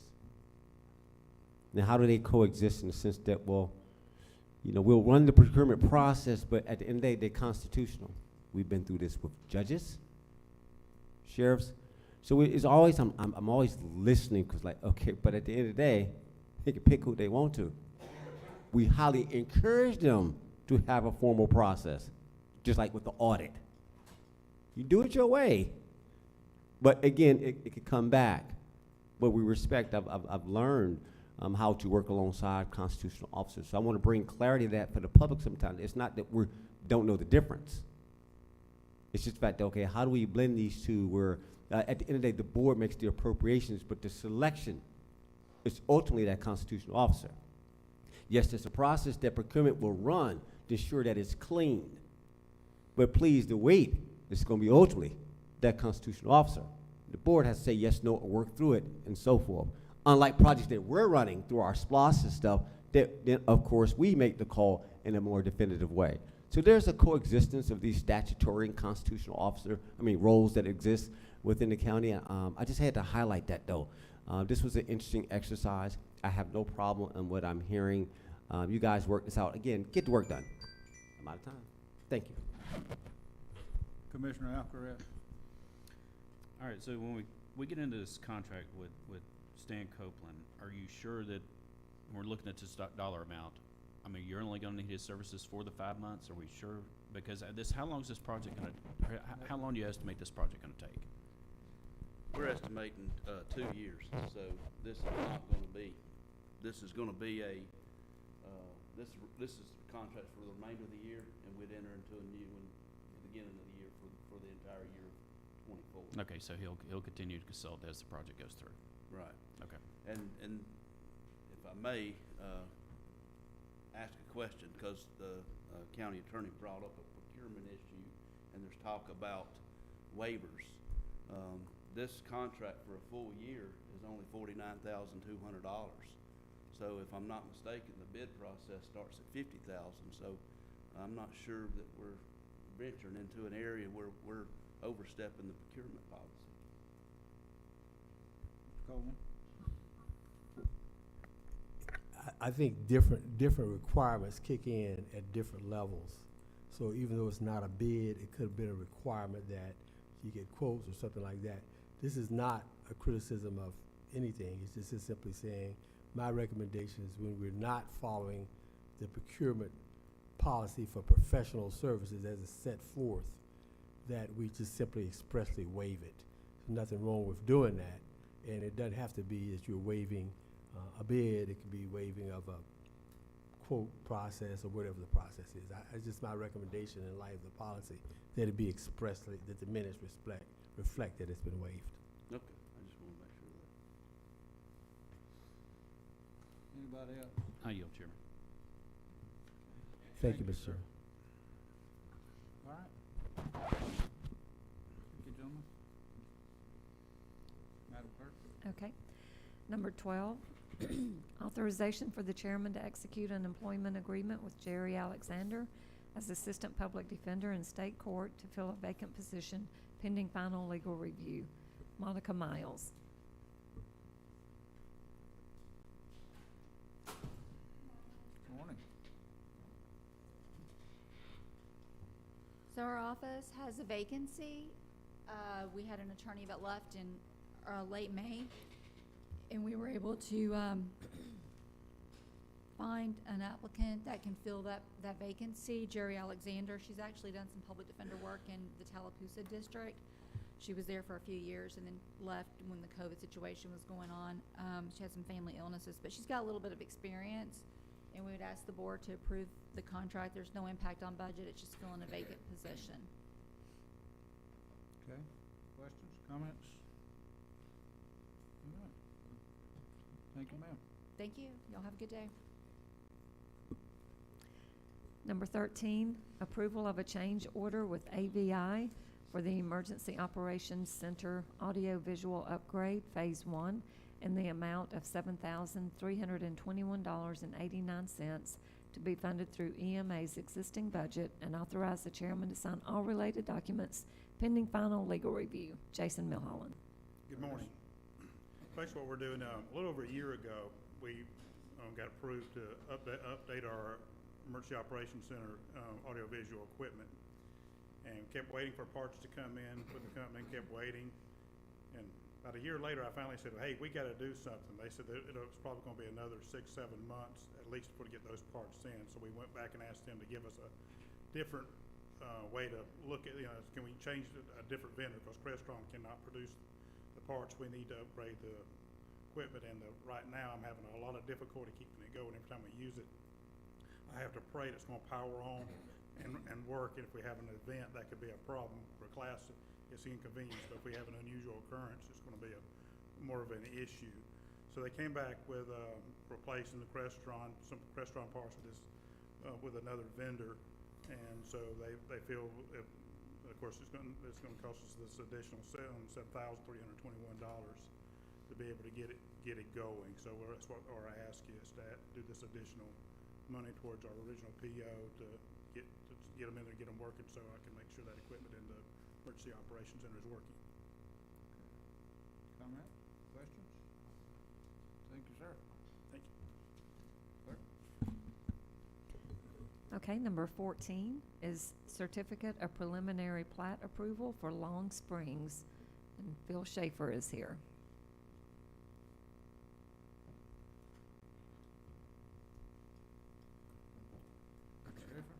Morning, Mr. Chairman, Commissioners. This is the last phase of what used to be known as Holly Springs subdivision. It's Unit 8, Phase 2. Phase 1 was approved in 2005-06. Holly Springs was started in 1988. This is also one of our last pipe farms. The property is going to be 50 acres. It's 42 lots, and it will make the connection between the existing Holly Springs all the way down to 166, which is something that they've been desperately hoping for since that property went under private ownership and came out of the subdivision as a whole project. The only hiccup was last summer when we were looking at this originally as Holly Springs. They could not come to an agreement with the Holly Springs Homeowners Association, So right now, this will be titled Long Springs, and they will have their own homeowner association. They've submitted the covenants, we've reviewed them. Thanks to Commissioner Robinson, we now have the new pieces in the homeowner association, so they have put those extra phrases in and the requirements for submitting information to the county. So it's a little bit more modern approach to the HOA process than what we had in Holly Springs. And I'll be happy to answer any questions if you have any. Questions? Thank you, sir. Okay. Number 15, authorization to file an encroachment permit and execute an indemnity agreement with the Georgia Department of Transportation in connection with the new Manchester High School sidewalk project as recommended by the Transportation Committee, and authorize the chairman to sign all related documents pending final legal review. Solomon Rana. Good morning, Mr. Chairman and Board of Commissioners. Before us is an opportunity to kickstart one of our SPLOST 2016 projects. This project is about 3/4 of a mile of sidewalk on State Route 92, and this sidewalk connects Bounty Waters Park with the new Manchester High School. We've completed the design, we've obtained all the necessary permits, including the signal permit. At this stage, we're requesting this encroachment permit from GDOT so we can break ground after advertisement of the bid and potentially get this project into construction within the next few months. Thank you. Thank you. Questions, comments? Commissioner Robinson. Real quick for the public, what is encroachment for the public? So most of these state routes and highways are GDOT-owned roadways, and they maintain and own the right-of-way. Anytime the county has to get in and make any improvements, we have to get GDOT's permission, and part of that are several different agreements, such as maintenance and mowing agreements, traffic permits, whatever it needs to be, whatever it needs. And once it's approved, that's when we can step into their right-of-way and actually perform improvements. And actually do the actual work. Yes, sir. All right, got it. So we authorize this tomorrow if the board so chooses. You move forward. How long will it take you to now complete the actual work? I know design is over. I get it. This came out of committee. But for the public and for my peers, how long is it going to take to finish then once the state comes back and says, okay, go? Yes, sir. So after we get this permit, we're going to advertise this for about 30 days. After the selection's made, we anticipate construction to start by early October. Once construction starts from day one, we're going to allow 150 days to the contractor to finish it, including some rainy days and any on-site issues. We're anticipating completion by March next year. Right, so we really won't be able to experience it till summer next year, going into next year's system. All right, got it. Oh, wait, walking down the sidewalks, got it. Thank you. I'm good. Ms. Chair, yield. Thank you. Any more comments? Thank you. Okay, number 16, authorization to file an encroachment permit and execute an indemnity agreement with the Georgia Department of Transportation in connection with the Post Road at I-20 interchange ramps maintenance, and as recommended by the Transportation Committee, and authorize the chairman to sign all related documents pending final legal review. Solomon Rana. Thank you. As you all might be aware, Post Road at I-20 is an active SPLOST 2016 project. The scope of that project was to analyze turn lanes and addition of signal for the eastbound movement. We came before the board earlier this year to get that contract approved and kickstart the design. We received the direction that the shoulder conditions were unbearable and we needed to perform immediate maintenance. There are shoulders that have potholes. It's basically rutted due to excessive traffic and truck traffic using that shoulder. While that project is underway, we're trying to obtain this temporary permit so we can encroach into the ramps and improve those shoulders for the time being, and eventually when the project comes, that's going to bring out a lot more improvements in about 27 to 36 months. Thank you. Chairman? No, I'm excited about this one. I really am. And I already been getting a lot of emails from my constituents on that side, just from the work that Heath and his team have done in regards to the looks of that on-off ramp. It really, I appreciate everything that they've done because it really looks nice out there. But no, I'm excited about this because, like I said, I get off on that every day. I'll be getting off of it after I leave here, and that congestion backs up, and you really, unless you want to bust a tire, you just have to sit and wait because you cannot get in that other lane. So, no, I appreciate the Transportation Committee putting this forward, And I'm excited. And your estimated time of when this might be completed? Once we have a permit, so this is going to be a mutual effort with GDOT providing the material and we providing the workforce. Depending on when that's authorized, we should be able to wrap this up within 2 to 3 weeks, depending on when we receive the material from GDOT. Fantastic. Thank you. I yield, Chairman. Thank you. Any more comments or questions? All right, clerk. Okay. Number 17, authorization to grant an easement to Georgia Power in connection with the relocation of transformers near Jesse Davis Park, and authorize the chairman to sign all related documents pending final legal review. Director Rana, last one.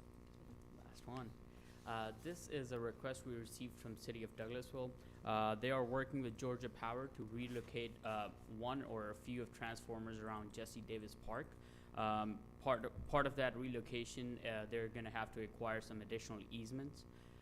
This easement required is on a few parcels, but one of the parcel in their deed documents reads that it needs city's approval, which they already have, but also the county commissioners and the commissioners of the roads and revenues approval, just how those documents were prepared. So that's why city has requested that we present this for your approval and have our legal team review this and basically sign off on this city's request to allow permanent easements for Georgia Power relocations. Thank you. Comments? Questions? Commissioner Robinson? Yeah, to that point, yeah, we used to be called the Board of Roads and Revenues before commissioners even came online. That's all we were about, roads and revenue. It wasn't as expansive government as you think. Money, taxation, and roads. Look at our function now. We spread all over the place, having to do everything. Duly noted, but why? So that this is that old that we have to. The document hasn't even been updated to reflect us as being commissioners. So once we do that, there's no. It's not on our property. It's just a requirement, a statutory requirement. Is that all this is, really? Yes, sir. This is city's jurisdiction and their property, and we're just. So it's not a parcel of ours that we some kind of own and we had to No, give sir. rights. All right then, I yield then. No questions then, sir. I yield. Thank you. Anyone else? Thank you, Madam Clerk. Thank you. Number 18, authorization for the Douglas County Animal Services to enter into an agreement with the Yanover Company for reconstruction and repairs to the Animal Services building caused by water damage in the amount of $176,000 to be funded by insurance claim in the amount of $92,641.28, with the remaining balance of $83,358.72 to be funded through the Animal Control Fund balance, and authorize the chairman to sign all related documents pending final legal review. Vanessa Franzikowski. Morning. Good morning, Commissioner Miller, Board of Commissioners. Thank you for having me here today. Want to give you a timeline, just a breakdown so that we can proceed on this. December 24th, 2022, our building was flooded by pipes bursting in our building. We had 16 copper pipes burst throughout the building. This was due to the temperatures that was during the period of extreme freeze that we had. At that time, we had to evacuate our building and the animals for a total of 14 days. They were evacuated over to Deer Lick Gym, where between myself and other officers stayed the 14 days overnight to go ahead and care for those animals, as we had felony court cases as well. At that time, we had already contacted ServPro, who, due to the massive amount of claims that were going on with other buildings, they were not out to get to our building right away. We did have some fans that we were using to water mitigate at that point. During that time, we called different companies to do water mitigation. Nobody came. So again, we were just doing our basics, is trying to get the water dried up. We got insurance started with everything. It was about 2 to 3 weeks before the insurance company actually was able to send out an adjuster due to the large amount of claims that they were experiencing. Once they did come out, we had multiple adjusters. One came out, didn't realize the scope was going to be so big, sent out another insurance adjuster, and then we had auditors come in due to the light fixtures and specialty items that were built into the building. Okay. At that point, once we have talked to the insurance company, going through electrical, we did go ahead and post a bid for June 5th. We had a site visit on June 12th. The bid closed on July 6th, and that's what brings us to today. In the insurance claims, the insurance company Travelers valued the property damage at $150,000. with a $32,000 depreciation in that. Brought us down to 117. And then we also had our deductible, which was 25,000, which is where we got the 92,641.28 as far as what we would be getting the check from the reimbursement. When we did go ahead and do the bid, we had 3 companies that placed bids. All were well over 150, with the lowest being at 163. However, that bidder was disqualified due to some paperwork that was missing for them. So the next one that we went to was the Hanover Company, which was 176,000 even. At this time, we would have to go ahead and make up the difference of 83,358.72 that could be funded through the Animal Control Fund balance. Comments? That's amazing that Travelers Insurance can say that it's worth $32,000 less because of depreciation. Yeah. These folks that do my taxes at my house, they don't consider depreciation for some reason. But that was just me whining. So, any other comments or questions? Yes, sir. Yes. Commissioner Rose. No, again, sometimes we got the unsung heroes, and I appreciate Director Frankowski, who just recently joined us, a couple of years ago, and her commitment to come in and take on, a very community partners in our pets. And some are not pets, but for the most part, are animals in our community. And it takes a special person, a special breed of person to be committed, to do that, and to care. And it's important that we, as a government, make sure that the environment that they operate in is healthy. The reason that we knocked down that animal shelter out there at the landfill, I went to visit there one day with Mike Mokier. That thing almost knocked me over. I'm like, oh my goodness. It was, I said, our people work here? Oh no, y'all got to be kidding me. It's just, no, we do better than that. And that's when we went down the path. We wound up spending $5 million out of the fund balance right before the SPLOST cash to build the building she's in. So the building's only what, about 8 years old, and now we've had this plumbing issue, and it needs to be fixed. And it's just the process that it took to get it fixed. It just, sometimes I look at our execution internally and I'm like, guys, why is it taking so long to do this? Why does she have to go through all this? And we have it's just some things I have to be quiet, because if I go there, like, really? This is an emergency, this is important. And our own internal administrative process sometimes gets in the way of what's in the greater good. About people, about sensitivity. It ain't about power, because you can say yes or no, that you're flexing. Like, really? And we push things down path with bureaucracy and stuff, and I just sit here like, it's not right. Check yourselves. I mean, what she had to go through to get this done, guys, like, that animal lobby is a beast. Don't let them find out, like, okay, do y'all know what we're putting them through to fix something that should have been so simple? To replace it? Oh, it's not an emergency now. Well, it's an emergency. Like, what have y'all been doing for 6 months? But anyway, I just want to thank you for what you've done, because you followed everything you were told, though. You kept your head up, you kept your spirit right, and you did right. And I just appreciate that. So I want to let you know, I acknowledge what you had to go through. I appreciate your narrative right here. Look at it, on point. I appreciate that. And your heart is right toward us, guys. We got a good one over there. And my time's out, but thank you for your work. I yield, Mr. Chair. Thank you. Madam Clerk. Okay, number 19, resolution approving a contract with Cole Hill LLC for redesign services for the new site of the library mixed-use project, and authorize the chairman to sign all related documents subject to final legal review. Tiffany Stewart Stanley. Thank you, Lisa. So one of the anticipated projects for the 2022 SPLOST pending the board approval is the Chapel Hill Innovation Learning Library. This library is a project that the county started looking into, I want to say last year, when we contracted with Cole Hill LLC to provide some pre-design services for this library.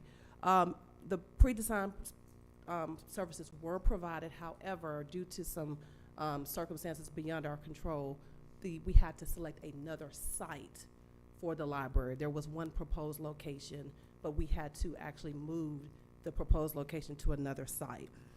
In doing that, we are now in need to redo the pre-design services.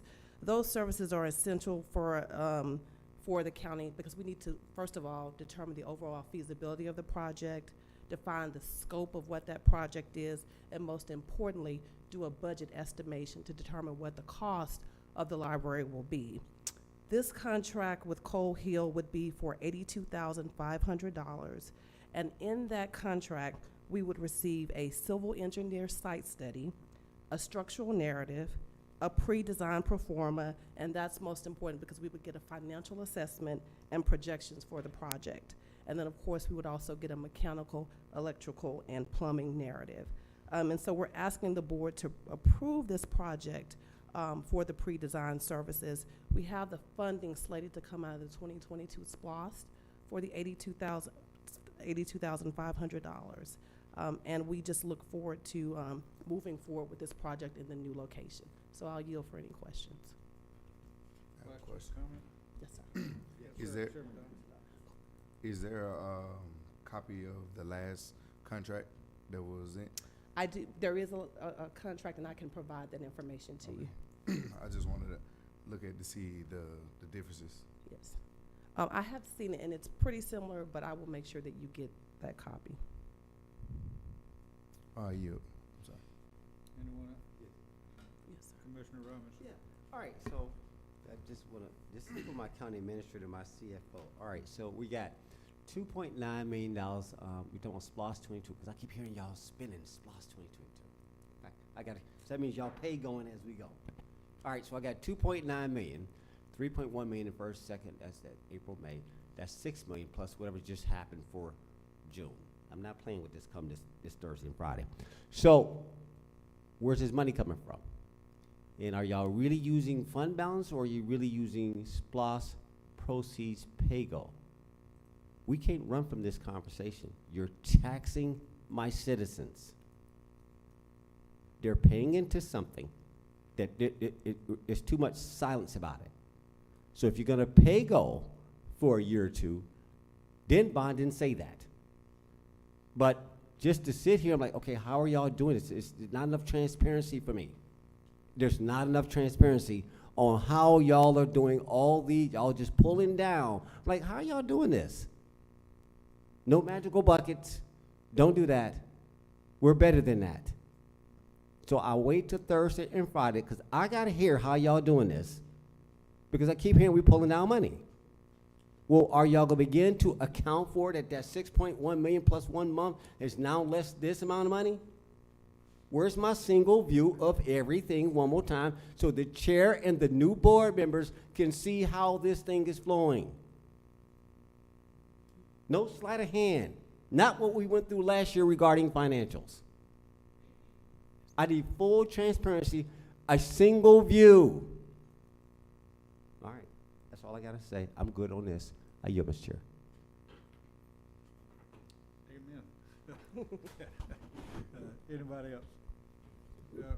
Mr. Chairman, I'll make the similar recommendation as I made earlier with respect to Stanco, that the minutes reflect a waiver of the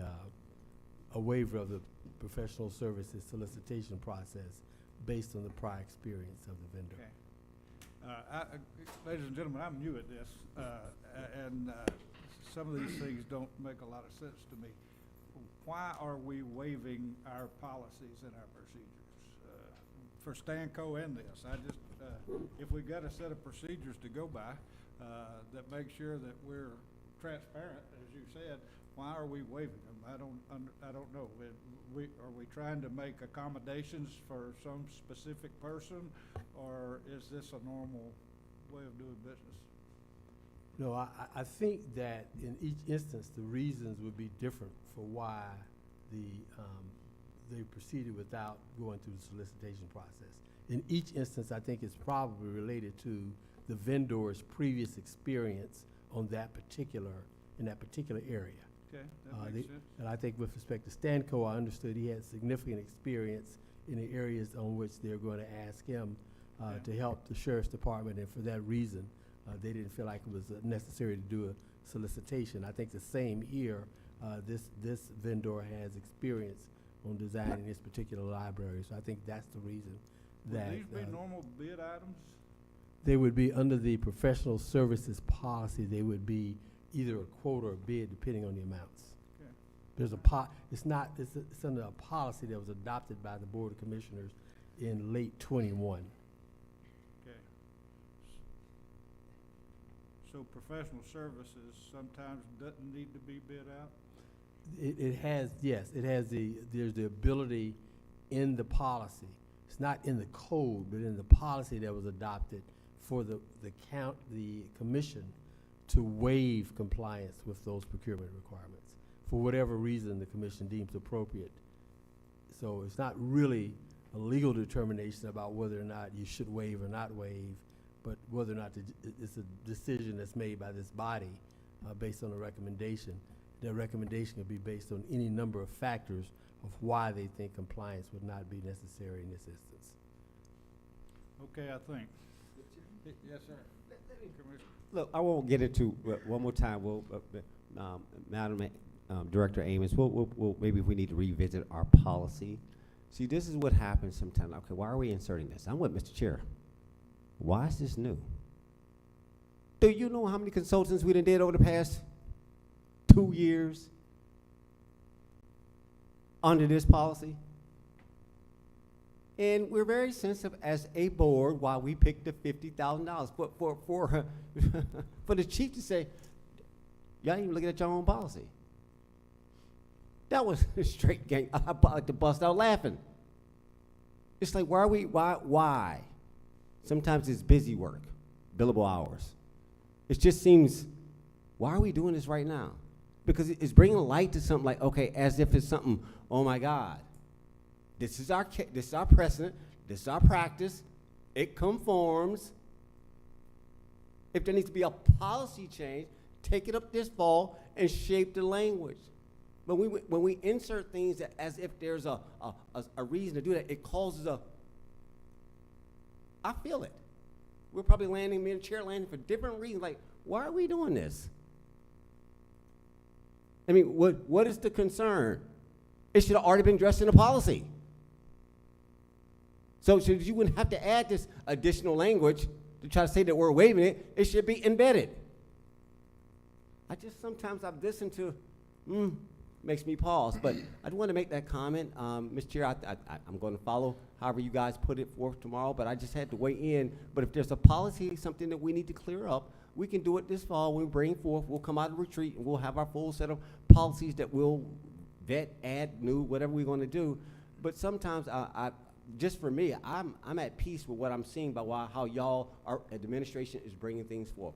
I'm okay. I don't know why all of a sudden there's this new desire to all of a sudden we're waiving something like, okay, well guys, we've been doing this. And if it should have been changed, it should have been changed within the policy. I don't like do-overs. I got to yield. Thank you, Mr. Chair. Any more comments? Commissioner Dobbs, I'm sorry. Yeah, I just want, so for under that previous contract, was it waived then too, or was it bid out? I think it was waived at that time. It was one of the policies that we brought before the board that the board approved. Okay. Yes. But when it was waived, there was no reason why it was waived then? I think we just determined it was in the best interest of the county. I think that's really the litmus test for this, is that we can follow the process, or we can come before the board and say, here is the vendor, this is the services they will provide, and we're asking the board to waive this because we feel like A, B, C, D. And I think at the time, I didn't present it, but I think at the time it was presented, the board found that it was worthy and deemed actually, waiving that particular requirement.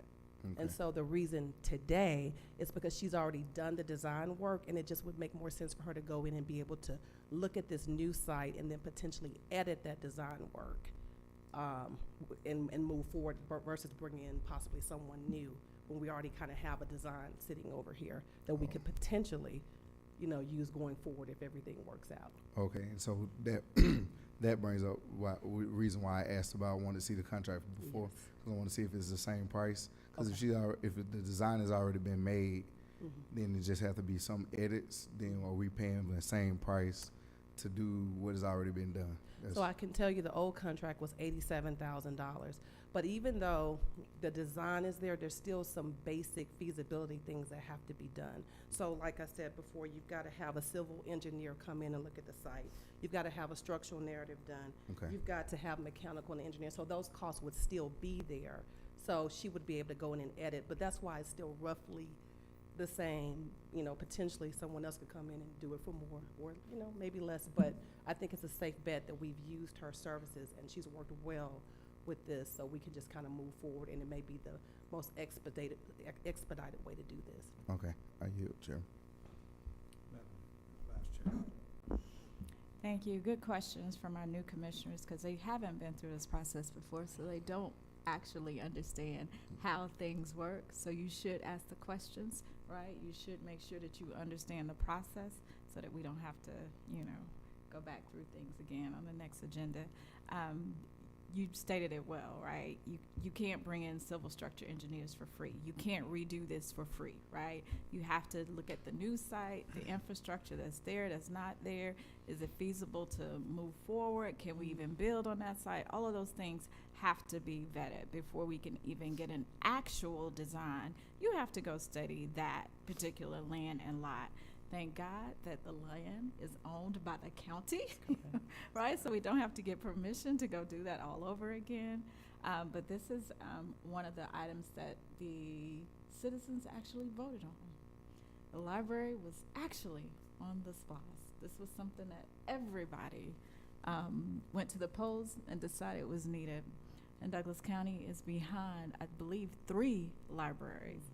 And so what we've decided was, not only are we down libraries, we're also down social centers, Parks and Rec is down, other centers. So we're trying to combine, we're trying to make this more than just a library, right? So I think once people understand the gist of what we're doing, where we're trying to come back 2 into 1, as opposed to just giving the community just one simple thing, you'll kind of understand where we are and what we're trying to do in order to move forward, to provide a better quality of life for those citizens of District 3 and really across all of Douglas County.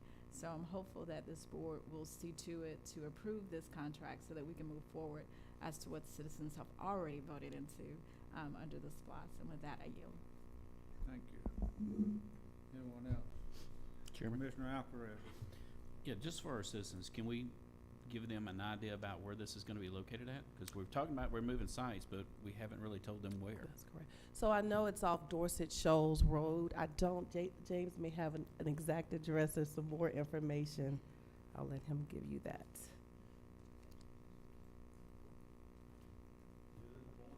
Good morning, I don't sir. have an exact address because there's not one but a sign because it's vacant property. But basically, if you know where the shoals are on Dorset Shoals and the culvert crossing, as you go up the hill from there, away from Chapel Hill Road, so you're heading west.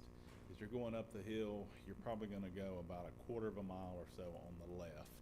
There's a large amount of woods out through there that's just vacant, and the county owns about a 15-acre parcel out there. So So it's right there. near youth villages. Correct. Okay. It actually, our parcel adjoins one of their parcels. They have numerous parcels out there, but it adjoins one of theirs. Okay. So really all this is doing is, as you stated, we're just paying her for a site plan to see if this is buildable, if we can even move this location, obviously in different elevations, because I know that is a little, Correct. it's not exactly flat in some areas down that road. Correct. So definitely the 15 acres is not 100% usable because of the topography. There are several good locations for facilities and believed to be plenty of usable space, but that's what we want their opinion on, as to how to place this, will this be a good fit? Sure. You know, what we can do.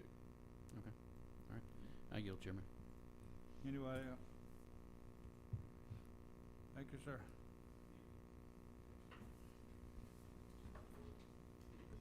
Madam Clerk. Chairman, that concludes all of the agenda items.